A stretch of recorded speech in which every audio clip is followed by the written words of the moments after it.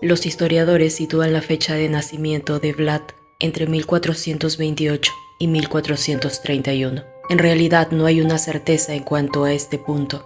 Según algunos investigadores, Vlad habría nacido en la ciudad alemana de Nuremberg. Según otros, que se basan en testimonios irrefutables, nació en Sighiswara, un burgo del centro de Transilvania, construido por los comerciantes. Su padre, Vlad II, había ingresado por medio de Segismundo, emperador de Luxemburgo, a la Orden del Dragón. Esta Orden del Dragón era una suerte de fraternidad secreta de caballeros similar a otras órdenes de caballería de la época, que tenía como objetivo proteger los intereses del catolicismo y luchar contra los turcos. El padre de Vlad Tepes, por pertenecer a esta orden, obtuvo la distinción de Drácul. Drácul se deriva del latín draco, que significa dragón.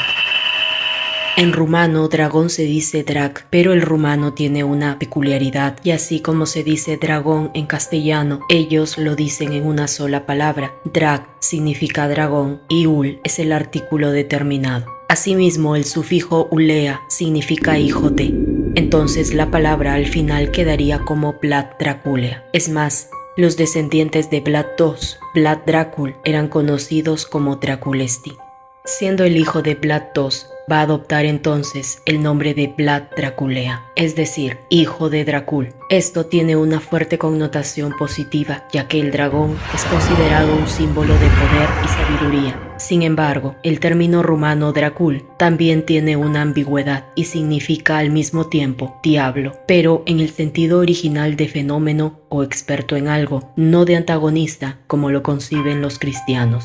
Vlad II, con el apoyo del rey de Hungría, llegó a ser príncipe de Valaquia a cambio de su apoyo en la lucha contra los otomanos. Pero posteriormente los húngaros sufrían tantas revueltas internas que no eran capaces de ayudarle a él en la defensa de sus territorios. Vlad II abandona la alianza con los húngaros y ofrece tributo al sultán.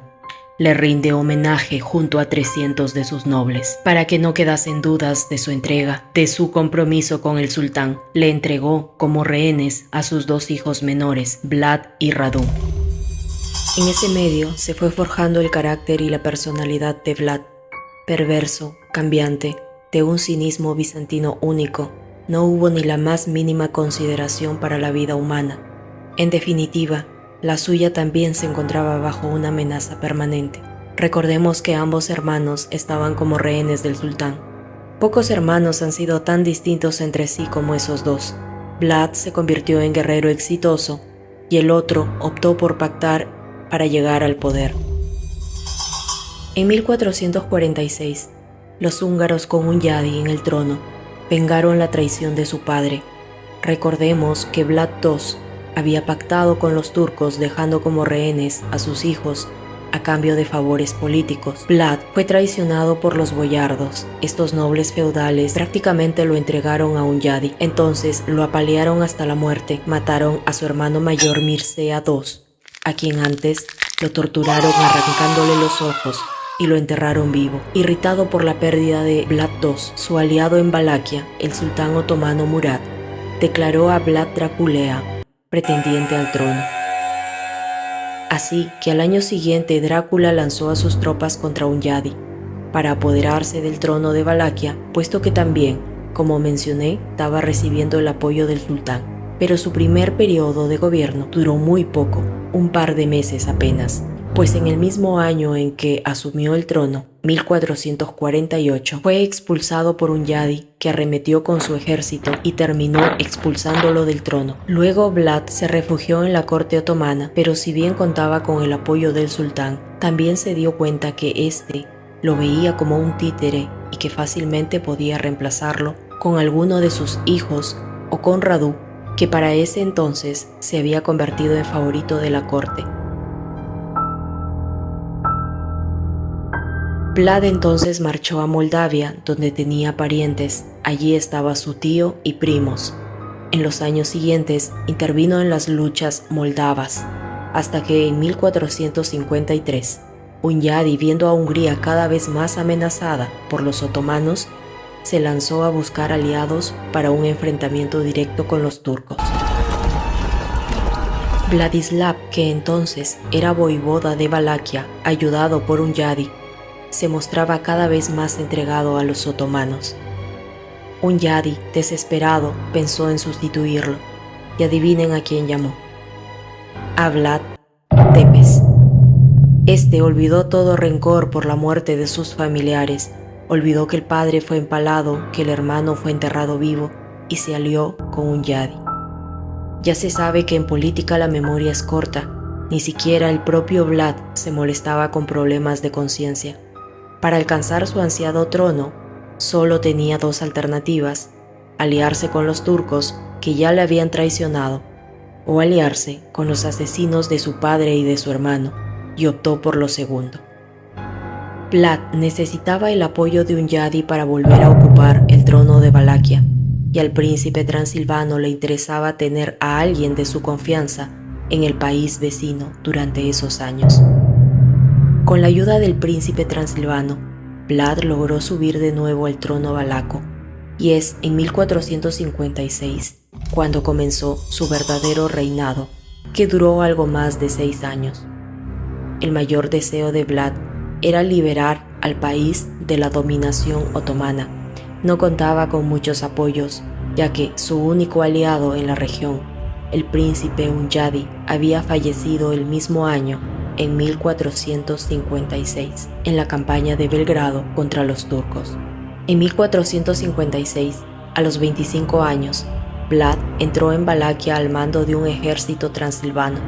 No le costó mucho hacer prisionero al voivoda Vladislav y ejecutarlo frente a un público ávido de espectáculo. Así que se inauguraba el principado de Vlad III, que en adelante añadiría a su nombre de Draculea el apelativo de Tepes, el empalador. El nombre que recibe en la tradición rumana es Vlad Tepes, que se pronuncia realmente Sepesh, porque tanto la T como la S finales tienen pegada en la parte de abajo una especie de coma, y eso transforma la T en C y la S en She. Sep en rumano significa palo, sería Vlad el empalador. Y esto porque en estas guerras cruentas, sangrientas y misericordes, él sometía a sus víctimas un suplicio espantoso llamado empalamiento. Esta cultura de la crueldad fue aprendida de los otomanos, que, entre otras cosas, le enseñaron esto de empalar a sus enemigos. Es así que empezó ocupándose del enemigo interior, organizó un festín de Pascua para todos los boyardos. Cuando todos estaban en lo mejor del festín, se abrieron las puertas del salón e ingresó la guardia personal de Vlad. Este se dirige a la concurrencia, informando que están ahí por una razón importante. Y esa razón es que todos los que están ahí han sido partícipes en el asesinato de su padre. Por increíble que parezca, Vlad había guardado un profundo odio en su alma. El rencor y la venganza evidentemente estaban o estuvieron presentes a lo largo de toda su vida. Trataron de huir, pero los nobles fueron capturados sin mucho esfuerzo. Suplicaron piedad, pero nadie les estaba escuchando. Les ataron las manos a la espalda. El empalamiento afecta a una parte determinada del cuerpo que se considera vergonzante, porque este palo es introducido por la vagina o por el ano en el caso de los varones. El suplicio del palo o empalamiento es uno de los más horribles que la crueldad humana haya inventado. Tras haber untado los conductos con grasa, el verdugo empuña el palo con ambas manos, lo hunde tan profundamente como puede y con ayuda de un mazo lo hace penetrar unos 50 o 60 centímetros. A continuación, se clava el palo en el suelo y la víctima es abandonada en sí misma. Sin tener dónde asirse, el desdichado es arrastrado sin cesar por el peso de su propio cuerpo, de modo que el palo penetra cada vez más, hasta que acaba por asomar por la axila, el pecho o el vientre. Es una de las peores formas de ejecución, en efecto, debido a una crueldad espantosamente refinada. Se procura que la punta del palo no esté afilada, sino que sea más bien Roma, porque de no ser así, al atravesar todos los órganos que encuentra a su paso, provocaría una muerte rápida. En cambio, al ser redonda, en lugar de atravesar los órganos los empuja y desplaza. Penetra solo en los tejidos blandos. De este modo, como los órganos vitales resultan poco lesionados, es posible mantener a la víctima con vida por cierto tiempo. Mientras vive, gime, suplica por su vida, suplica que lo defiendan, suplica porque lo maten, y al mismo tiempo, estar viendo a los miembros de su familia correr la misma suerte era un castigo de mucha crueldad, pero al mismo tiempo, ejemplar en aquellos tiempos. La muerte tarda en poner fin a los sufrimientos del torturado. Por si esto les parece ya demasiado, Vlad acostumbraba a comer con todos los cadáveres en putrefacción, sin importarle el fuerte olor a descomposición. El empalamiento cumplía una función didáctica, se realizaba en lugares transitados, como plazas y caminos, y así nadie osaría traicionar al príncipe. Las víctimas se dejaban ahí durante meses, mientras los cadáveres se iban descomponiendo. Cuenta la historia que Vlad reunió unos 300 gitanos, escogió a 3 de ellos y los mandó a asar a fuego lento. A los demás les ofreció una opción: o se comían a sus amigos o se enrolaban en el ejército. Los gitanos formaron a partir de entonces un contingente armado de dudosa heroicidad. El problema con los malos es que siempre creen que son buenos. Vlad estaba obsesionado con la virtud de su pueblo, que promovía con medidas drásticas. Si algo realmente lo desesperaba, era la infidelidad. Las mujeres que engañaban a sus esposos eran empaladas por la vagina con hierros candentes. Sus órganos sexuales y pechos eran mutilados, y si su pecado era grave, se las desollaba antes del empalamiento. Sus hijos, por lo general, sufrían el mismo castigo. Si eran muy pequeños, los empalaban incrustados en los pechos vacíos de las madres. Vlad sabía por experiencia propia lo peligroso que podía ser, en el futuro, un hijo sediento de venganza. El infanticidio era el modo más práctico de curarse en salud. Según cuenta la tradición rumana, 2 monjes fueron a reunirse con Vlad a su castillo. Cuando entraron, observaron los cuerpos empalados alrededor de la corte y Vlad les preguntó: ¿qué les parecen los empalamientos? Uno de ellos respondió que hacía muy bien en hacerlos, pues era una misión divina castigar el crimen, mientras que el otro lo condenó. Uno de los monjes fue empalado y el otro fue recompensado. Según las versiones, premió al honesto y empaló al que lo alabó. Cabe decir que muchas de estas historias y leyendas fueron contadas por los alemanes. Los alemanes eran descendientes de los boyardos, los mismos que años atrás traicionaron a su padre, Vlad II. Algunos biógrafos con influencia del psicoanálisis sugieren que su insólito despliegue de crueldad se debía a que Vlad era sexualmente impotente y sublimaba sus carencias sexuales a través de la tortura, pero él se justificaría diciendo que la suya era una legítima preocupación por la sana moral de los rumanos. Probablemente no diría nada, simplemente mandaría empalar al biógrafo. Posterior a ello hubo una guerra. Aparentemente Vlad se habría podido ahorrar el enfrentamiento contra el poderoso Imperio Otomano, pero el príncipe tenía muy malos modales y se negó a seguir pagando tributo a los turcos. De la misma forma en que Vlad exhibía su crueldad, también exhibía su valentía. Vlad se dedicó a atacar las fortalezas turcas del Danubio. Quizá simplemente decidió adelantarse a la invasión que se produciría más tarde o más temprano. Se tendría que enfrentar solo al sultán Mehmed, que además dirigía personalmente a su guardia de élite con un ejército de 100.000 hombres.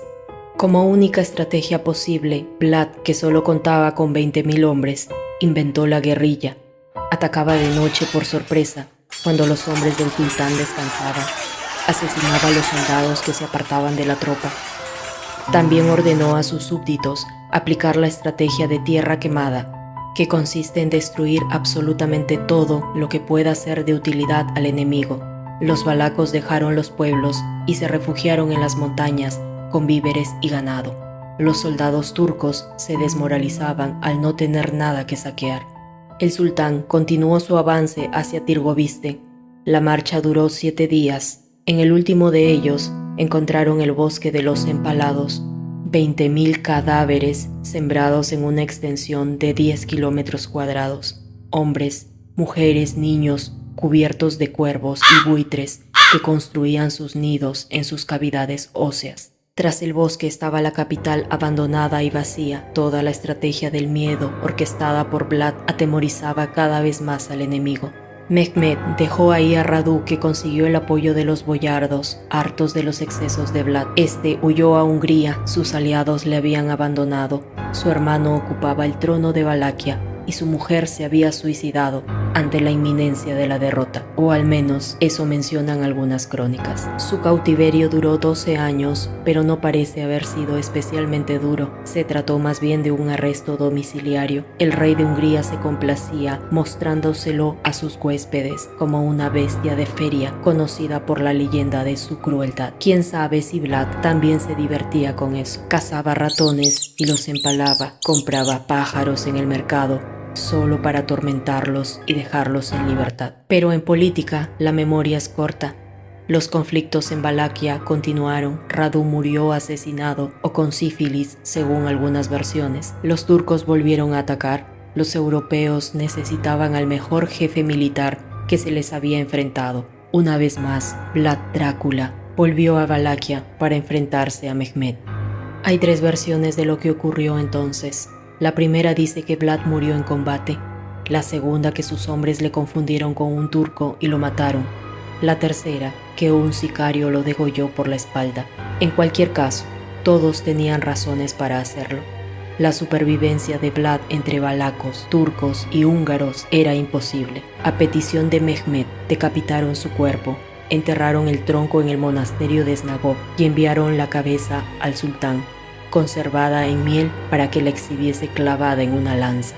Vlad era un psicópata, pero hay que reconocer que si eso fuese una carrera académica, la Valaquia del siglo XV habría sido un interminable y sangriento doctorado. Otra cosa que no se puede negar son las agallas y la indudable valentía que demostró Drácula en cada uno de los combates. Hay que recalcar que en su país, Rumanía, Drácula es un héroe que logró victorias militares imposibles contra los húngaros y los otomanos. Sus propios enemigos se rendían ante él. Bram Stoker, este novelista irlandés, convirtió a Vlad Tepes en un refinado conde centroeuropeo, haciéndole más digerible para el lector victoriano y barnizándolo, por supuesto, con una pizca de atractivo sexual. Y si bien fue extremadamente cruel, la historia no ha podido probar que le haya mordido el cuello a ninguna persona. No está claro cuánto investigó Stoker realmente y cuánto fue producto de su imaginación. En principio, Stoker nunca estuvo en Rumanía, pero toda la información histórica y geográfica de su novela es correcta. Tal vez la historia fue injusta con Vlad Tepes, haciendo énfasis en su crueldad más que en su valentía irrefutable. Drácula.